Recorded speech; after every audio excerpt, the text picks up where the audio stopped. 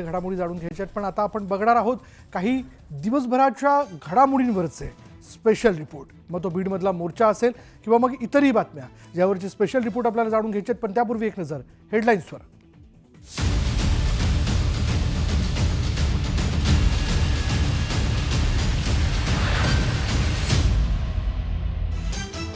Headlines प्रायोजक राजयोग paints. आनंद तुमचा, रंग आमचा.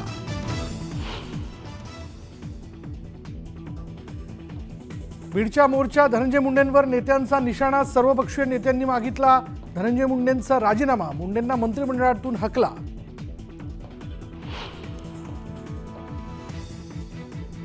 वाल्मिक कराड हा बीडचा वाल्या, तर बीडच्या पालकमंत्र्यांमुळे सत्यानाश झाला. हे सगळं सुरू असताना ते मंत्रिमंडळात आव्हाडांची धनंजय मुंडेंवर टीका.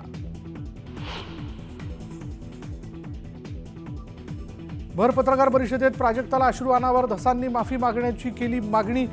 महिला आयोगाकडेही केली तक्रार.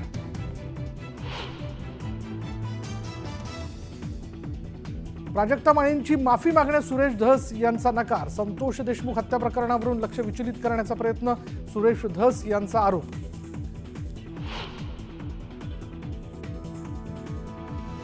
बीडच्या मोर्चासाठी दलित मुस्लिमांना गोळा करा, पैशांची काळजी करू नका. जितेंद्र आव्हाडांचं कथित चॅट रुपाली ठोंबरेंनी केलं व्हायरल. व्हॉट्सअप चॅट आपलं नसल्याचा आव्हाडांचा दावा.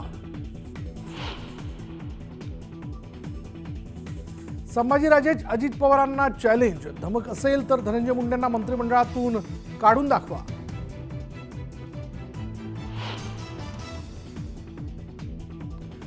बीडमध्ये गोलीमार भेजेमे सुरू. भाजप आमदार सुरेश धस यांचा आरोप, तर धनंजय मुंडेंना बोगस मतदानामुळे लीड मिळाल्याचा आरोप.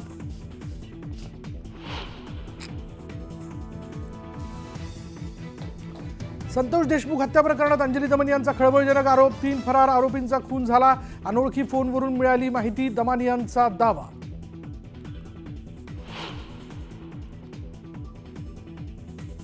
बीड प्रकरणातील फरार आरोपींची संपत्ती जप्त करा. मुख्यमंत्री फडणवीसांचे सीआयडीला आदेश, तर बंदुकीसोबत फोटो असणाऱ्यांचे परवानेही रद्द करणार.